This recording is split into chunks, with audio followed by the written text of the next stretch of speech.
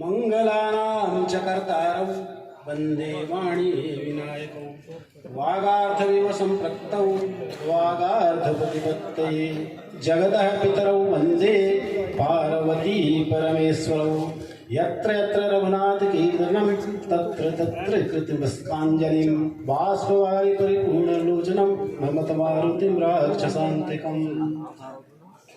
तुलसी जयंती के का 60वां वर्ष शानदार चौरई नगर में सभी लोगों को गोस्वामी तुलसीदास जी जयंती की हार्दिक शुभकामनाएं। प्रसंग है सुंदरकांड से, कहा गया है सुंदर सुंदर कांड सुहावन। हनुमान जी माता सीता की खोज में चलते हैं और उनको एक विशाल पर्वत दिखाई देता है। सिंधु तीर एक भूधर सुंदर कौतिक कूद चढ़े उतर।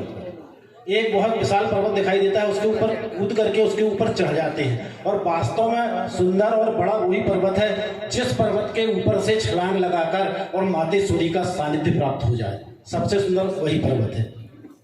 उस पर्वत के ऊपर चढ़ते हैं और आगे जैसे पहुंचते हैं तो सबसे पहले उन्हें मैनाक पर्वत मिलता है जो सोने का था।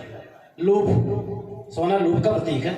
वहाँ पहुँचते हैं, लोभ में टिकते हैं, कहते वो जाते हनुमान तही परसा उनकी न प्रणाम और राम काज कीन्हे बिना वही कहाँ विश्राम।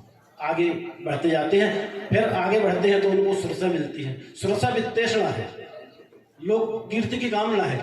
यदि व्यक्ति लोभ से बचता है तो आगे वो कीर्ति की कामना में उलझ जाता है। हर व्यक्ति अपनी प्रतिष्ठा, अपना बड़प्पन चाहता है, तो वो आगे हनुमान जी उसमें भी नहीं फंसते हैं और आगे निकल जाते हैं। यह त्रेता युग का सत्य था कि मातेश्वरी सीता की खोज हनुमान जी करते हैं, पर आज के वर्तमान युग का भी यही सत्य है। प्रत्येक व्यक्ति सीता जी की खोज में लगा है। यदि हम वेदांत की भाषा में जाएं तो कहते हैं आत्मा शांति सीता समानीता आत्मा रामो विराजते। वेदांत की भाषा में वो शांति है, भक्ति की भाषा में ज्ञान भक्ति वैराग्य धनु सोरठ धरी शरीर। लक्ष्मण सीता और राम जी के लिए कहा गया है कि वो भक्ति है, तो ज्ञान वेदांत की भाषा में वो शांति है और भक्ति की भाषा में भक्ति है। और तीसरा रूप जो उनका, जो सबको चाहिए, लक्ष्मी रूप। बिना लक्ष्मी के कोई काम नहीं चलता। आज भौतिक युग में भक्ति ने तरक्की कर ली है, पर क्या हमें शांति प्राप्त हुई है? तो ये शांति की खोज वास्तव में सीता की खोज है। भौतिक सुख सुविधाएं हमारे पास हैं, पर हमारे पास शांति नहीं है। वास्तव में ये शांति की खोज है। हनुमान जी आगे बढ़ते जाते हैं और प्रत्येक घर में मंदिर प्रतिकर सुविधा देखे जाता है, अगणित योद्धा, बहुत सारी योद्धाओं को देखते हैं और आगे बढ़ते जाते हैं। जब उनको एक घर दिखाई देता है जहाँ पर उनको रामायुध अंकित रहे, देखते हैं भगवान राम के आयुध धनुष बाण वगैरह वहाँ पर बने हुए थे और उस घर की शोभा का वर्णन नहीं हो सकता, इतना सुंदर वो घर था। जब वहाँ पर देखते हैं तो नव तुलसी का वृंद है, छोटे छोटे तुलसी के हरे हरे पौधे वहाँ पर उनको लगे दिखाई दे जाते हैं। और तुलसी का पौधा जो है वैष्णव धर्म की पहचान है, सनातन धर्म की पहचान है। हर घर में तुलसी का पौधा होता है। जैसे ही वो तुलसी के छोटे छोटे पौधे देखते हैं मन में प्रसन्न हो जाते हैं। देख ही हरस कबीर आए, तुलसी के पौधा देख के बहुत प्रसन्न होते हैं, पर तुरंत उनके मन में एक बात आती है कि उसे ये बुद्धि के देता है। तो वो कहते हैं लंका निश्चर निकर निवासा, यहाँ कहाँ सज्जन कर वासा। अरे ये लंका तो दुष्ट राक्षसों की नगरी है, ये सज्जन कहाँ से आ गए यहाँ पर? मन में विचार आता है और फिर क्या करते हैं वो, मनमहु तर्क करे कभी लागा और ते ही समय विभीषण जागा। मन में तर्क करते हैं, विचार करते हैं। वैसे कहा जाता है कि कुकर तर्क बढ़ावे शाखा, कोई है जो राम रचि राखा। मनमहु तर्क करे कभी लागा ते ही समय विभीषण जागा, उसी समय विभीषण जाग जाते हैं।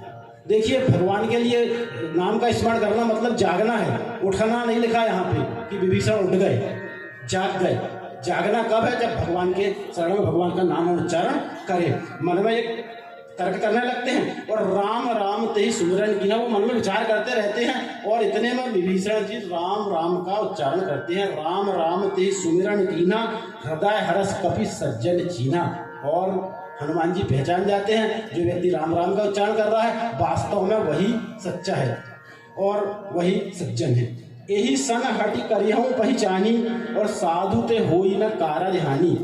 इससे मैं हट पूर्वक जबरदस्ती जाकर के इससे पहचान करूँगा, और जब पहचान हो जाएगी तो माता सीता की जो मैं खोज कर रहा हूँ वो मेरा काम शायद बन जाएगा, ऐसा मन में सोचते हैं। क्योंकि ये साधु लगता है जो भगवान उठते बराबर भगवान राम का, जागते बराबर राम राम उच्चारण कर रहा है, तो साधु से काम कार्य की हानि कभी भी नहीं होगी, इससे काम बनेगा, ऐसा वो अपने मन में सोचते हैं। फिर क्या, विप्र रूप धरी वचन सुनाए, ब्राह्मण का रूप धारण करते हैं। यहाँ ब्राह्मण का रूप धारण कर रहे हैं। जब भगवान राम से इसके पहले किष्किंधा, इसके बाद मिलते हैं किष्किंधा कांड में मिलते हैं, तब भी वो विप्र रूप धारण करके आते हैं। क्योंकि उस समय ब्राह्मणों की बहुत इज्जत थी, बहुत मान सम्मान था, ब्राह्मणों को आदर की दृष्टि से देखा जाता था, इसलिए वो ब्राह्मण का रूप धारण करते हैं। और सुना तो विभीषण उठित हैं आए, जैसे ही वो राम आते हैं तो विभीषण उठ करके उनके पास में आ जाते हैं। अब यहाँ पर उठना लिखा है और करी प्रणाम पूछी कुशलाई, प्रणाम करते हैं ब्राह्मण देवता, आपको प्रणाम है और आप अपनी कुशल कहिए, आप अच्छे तो हैं, ठीक ठाक तो हैं,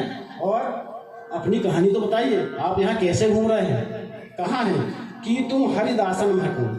सबसे पहले पूछते कहीं तुम हरिदास अर्थात भगवान के दास तो नहीं, उनके भक्त तो नहीं हो। और मोरे हृदय प्रीति अति हुई, उसका प्रमाण कहाँ से मिल रहा है मुझे, कि मेरे हृदय में आपको देख करके बहुत ज़्यादा प्रेम उत्पन्न हो रहा है, रोमांच हो रहा है, मेरा शरीर पुलकायमान हो रहा है। तो मुझे ऐसा लग रहा है कि आप कहीं ना कहीं भगवान के भक्त हैं। फिर कहते हैं कि तुम राम दीन अनुरागी, यदि आप कोई भक्त नहीं है तो मेरे को लगता है कि आप भगवान राम ही स्वयं आ गए हो मेरे पास। मुझे ऐसा लगता है कि तुम राम दीन अनुरागी आया हूँ मोही करण भगई, मेरे भाग्य को जगाने आए हैं, मुझे बड़भागी करने आए हैं। क्योंकि हनुमान जी और अंगद के लिए कहा था बड़ भागी अंगद हनुमाना, फिर कहते हैं तब हनुमंत कही सब राम कथा निज नाम। उनकी कथा पूछते हैं कि विप्र कहा निज कथा बुझाई, पर हनुमान जी अपनी कथा नहीं बताते हैं, बल्कि क्या बताते हैं? राम कथा। राम कथा से परिचय है, हमारी कथा महत्व नहीं रखती है, भगवान की कथा महत्व रखती है। तो वो क्या कहते हैं? तब राम कथा निज नाम। जब पूरी राम कथा बता देते हैं तब वो अपना नाम बताते हैं। विभीषण पूछते भाई अपना नाम तो बता दो, तो वो कहते हैं भाई जीव की तो व्यथा ही होती है, कथा तो भगवान ही की होती है, और इसलिए मैं भगवान की कथा बता रहा हूँ। जीव तो व्यथा से ग्रसित है।